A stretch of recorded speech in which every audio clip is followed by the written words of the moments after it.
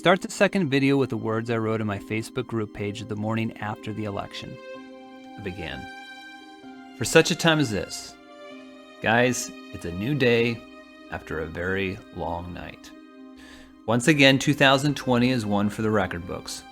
With victory all but inevitable, 7 states decided to call it a night, while an 8th, Arizona, is conceded to Biden with only 86.9% of the districts complete and a narrow Biden margin of 3.4%. But if that seems unfair, the sham has only just begun.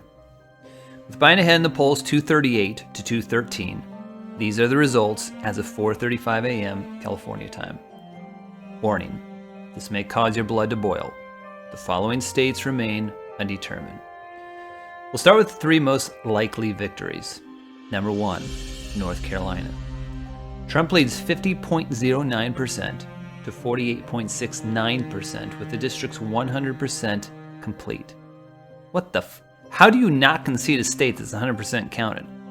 The state was at 95% at 7 p.m. last night and then just froze. Something seriously shady this way comes. Let's just assume this goes to Trump. New tally, Biden 238, Trump 228. Number 2, Georgia. Trump leads 50.48% to 48.3% with the votes 99.4% complete. I told you this would make your blood boil. Worse yet, it was 99% complete 5 hours ago. What is the probability of losing a 2.3% lead with 0.6% of the votes left?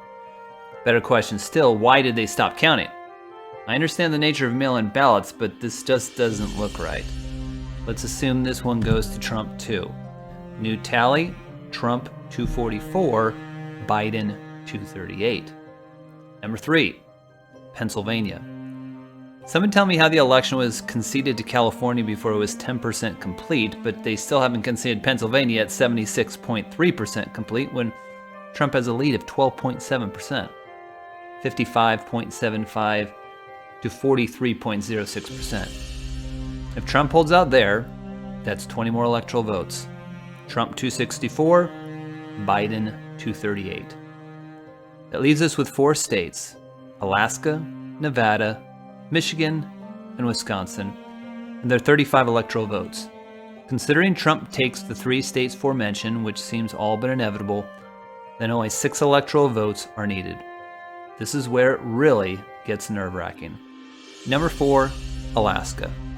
Trump leads by 30% with the district's 50% complete. I think it's safe to concede that one to Trump, but Alaska's 3 electoral votes still leave Trump 1 state short.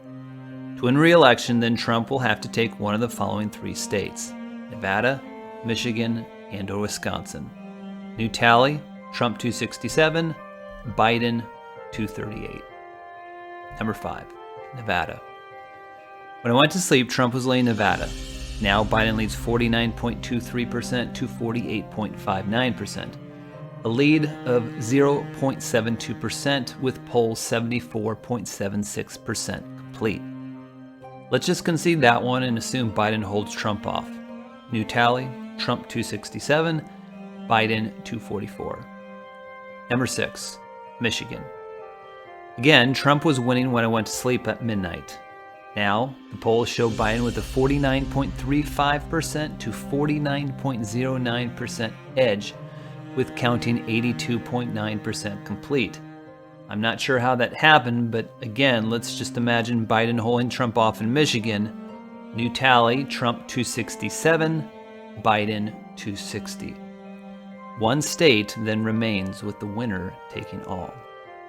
Number 7, Wisconsin. Could there be a more exciting script?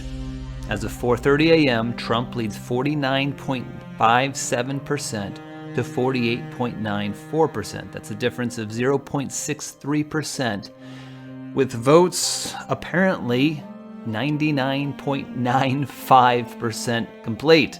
Are you freaking kidding me? Barring a miracle of manipulation, Trump takes Wisconsin's 10 electoral votes and wins the election. New tally, Trump 277, Biden 260. And yet, as agonizingly stressful as this all is, there's still more at stake. In the Senate, the Republicans are up 47 to 45. Of the remaining 8 seats, the Republicans lead 5 of those, the Democrats 1, with 2 others remaining. It's not enough to win the presidency. We need to maintain the majority in the Senate, and while that looks probable again, someone somewhere is dragging their feet down the finish line. And yet, if it's possible, the most nail-biting race might be the House of Representatives.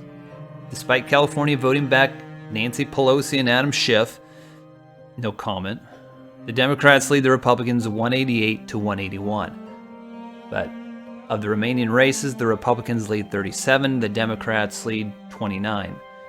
So if those numbers hold out to the end, the final results would be Republicans 218, Democrats 217. You tell me, is this not drama at the highest or what? Is it possible that Amy Coney Barrett, confirmed just 8 days ago, was divinely appointed for such a time as this? Will Pennsylvania be the keystone state that opens the door to Donald Trump's miraculous re-election, as Charlie Shamp foretold? Will the Republicans hold off the Senate and pull off an even bigger miracle by taking the House? I can't say for sure, but I can tell you what I believe. I believe we have entered into the days of awe. Johnny Enlow recently correlated November 4th, today, with Genesis 7:11. On that day, all the springs of the great deep burst forth, and the floodgates of the heavens were opened. My friends, don't stop praying now, but pray with awe and wonder. The dawn of a new day has appeared. But to see the brilliant sunrise etching behind the mountains, we need to see beyond the veil to the angelic army warring on our behalf. This battle belongs to the Lord. Now, looking back, I kind of marvel at the resiliency of faith I had at that moment. To be fair, I wasn't so calm and collected the night before as I watched hours pass in suspense and agitation. On more than one occasion, I yelled at the TV screen, "What are you Nimrods looking at? Seriously, are you seeing what I'm seeing?" My friends and I were at least wise enough to understand that Fox News could not miraculously turn the election in Trump's favor more than their far-left media counterparts could, but we at least hoped their conservative bent would make the weight more palpable going down. We were wrong. From beginning to end, the confirmed states' electoral votes tally showed Biden ahead. We stared at the virtual 100% tally completion of North Carolina and Georgia and bellowed, why are they not conceding these 31 electoral votes to Trump? We were just as agitated at the early concession of Arizona and the 55 electoral votes they handed Biden, with literally only 10% of the districts in California counted. For 2 hours, I meticulously studied the state updates at the bottom of the screen while the Fox commentators jabbered on about this, that, and really everything else but the larger storyline. With each passing update, Trump was either pulling away or drawing closer in Florida, Ohio, Pennsylvania, North Carolina, Georgia, Michigan, Nevada, and several other states. When Florida and Ohio were finally conceded to Trump, putting him at 213 electoral votes, we all sighed a big relief, but my relief was also contrasted with a growing angst. With each passing update, it became clear that Trump would take Pennsylvania, North Carolina, Georgia, Michigan, Wisconsin, Alaska, Nevada. If he secured all these states, and it appeared that he would, that would leave him at 299 electoral votes, 29 more than he would need. I reckon that he could lose 2 of those 6 states and still win the election, and yet even Fox News kept reporting as if Biden was ahead and was positioned to secure the victory, even though the remaining state vote totals seemed to suggest otherwise. It was maddening, but not half as maddening as the 7 states that all seemed to just go to sleep around 9 p.m. California time.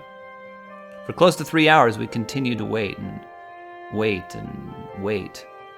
It was unnerving, but also convincing. When I went to sleep that night, I had studied the numbers enough. I was about 95% confident Trump would win, but more than that, I was 100% convinced in my faith that God would finish what he started. Then, I woke up the next morning and opened the official election website. Biden was closing in every state.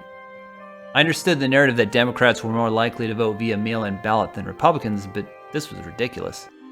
I was starting to get a little nervous, but again, you heard the same updates my Facebook group page heard.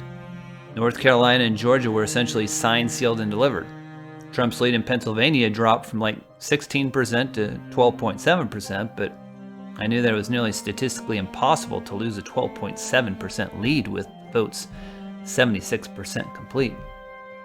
But then, after sending off my early morning Facebook post, I returned to the website to see the updated results. In just the next hour, Trump's lead in Pennsylvania dropped again, this time to just over 10%. How is this flipping possible? I wailed anxiously. Then I really flipped my lid. I looked at Wisconsin and Biden had pulled ahead. Now I was nervous, and more than a little suspicious. By the time the next morning had rolled around, Trump's 12.7% lead in Pennsylvania had plummeted all the way down to 4%. Meanwhile, North Carolina and Georgia remained frozen in time. In fact, worse. Georgia's 99.4% completion rate started to go backward, and Trump's margin of victory continued to shrink.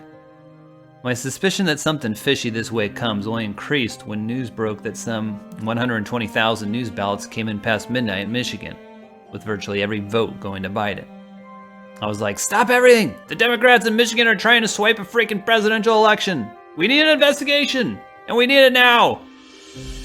Sure. Then in Wisconsin, it was discovered that more votes were tabulated than there were registered voters. Again, not only impossible, but laughably obvious. Meanwhile, in Arizona and Pennsylvania, people were starting to expose acts of mischief in their own states as well. Later in the evening, Rudy Giuliani held a press conference announcing that the Trump administration was filing several lawsuits with the Supreme Court, requesting both recounts and investigations in multiple states. Meanwhile, rumors began to circulate that Homeland Security had created this year's ballots with an invisible watermark to be able to identify fraud, anticipating this very mischief in advance. Of course, this was never confirmed per se, though the speculation provoked hopeful anticipation nonetheless. One report was even so keen as to play back the tapes and identify Trump's subtle jab after the election. He said, "We don't want to see any vote dumps at 4 a.m. in the morning." Well, that's exactly what happened with the 120,000 ballots in Michigan. How did the president know, and did Homeland Security set a trap anticipating funny play from the beginning? So many questions, so few answers. Later that day, I encouraged my Facebook group with the following prophetic insight from Kat Kerr. Trump will win by a landslide. What I love about this prophecy I'm about to share is the word that sets the stage for it. Weeks back, Johnny Enlow gave Kat Kerr a very specific word, that she needed to interview with the Elijah Streams for 10 straight days leading up to the election to invoke hope in God's people. Kat Kerr, meanwhile, felt like the 10th day needed to be the day after the election. On the 10th day, after 9 previous days of assuring Trump's victory, Kat said that God showed her a landslide victory, and then went on to explain the natural phenomena of how landslides form. She said, "When people think of a landslide victory, they think of a blowout. But how do natural landslides occur? They start with a single rock or two. As those rocks fall, they pick up other rocks in their momentum. This then causes more rocks to be unsettled until the whole landmass gives way. You will see 1 or 2 acts of fraud discovered, which will lead to more discoveries, which will lead to more still. By the time this is done, we will then see that Trump actually did win by a landslide." Guys, things are beginning to look bleak, just as they began to look bleak for the Israelites as the Egyptian army started to charge. But remember this, God has parted the Red Sea for us to walk through it. The prophets foretold a Trump victory in 2016, and against all odds, it happened. The prophets foretold a Trump victory in 2020, and again, against all odds, it happened. The victory was all but complete, and then a thief came in the night and stole it away. Do not cower in fear now. This Red Sea was parted for a reason. It was parted to crash on Pharaoh's head. 2 days later, Pennsylvania flipped, and the media declared Joe Biden the next president of the United States. This time I turned to my own personal journey to muster up the faith to proceed.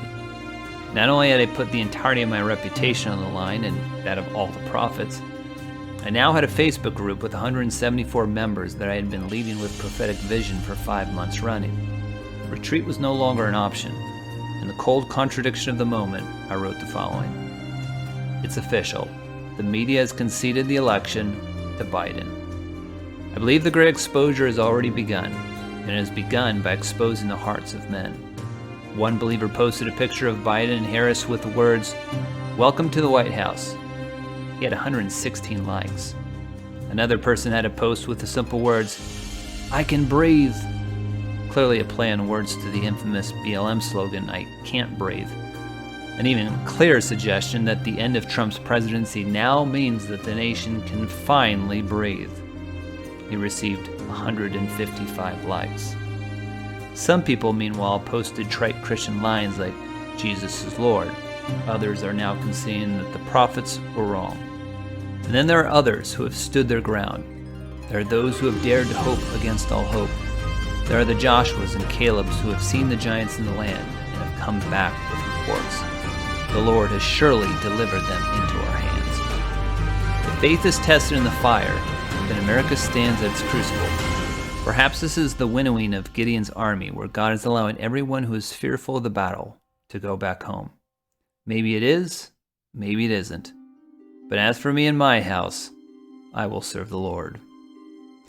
Against all hope, I created the original 17 video series. Against all hope, I continued to stand. Ironically, amidst the contradiction, God began to encourage me from the most unusual places. One woman from Chicago Facebook friended me and told me she'd been posting my video for days. During the next 10 days that followed, my series literally doubled from 1,000 to 2,000 views. Another woman Facebook friended me from Australia, telling me how much she loved the series. How in the name did someone in Australia find this, I marveled. And worried. Jesus, if we ever needed a miracle, it's now. Fortunately, God had more aces up his sleeve than any of us could have ever imagined. And many more delays. Thanks for joining us for What is God's Agenda for America? Please join us for video number 3, Elijah versus the 450 false prophets of Baal.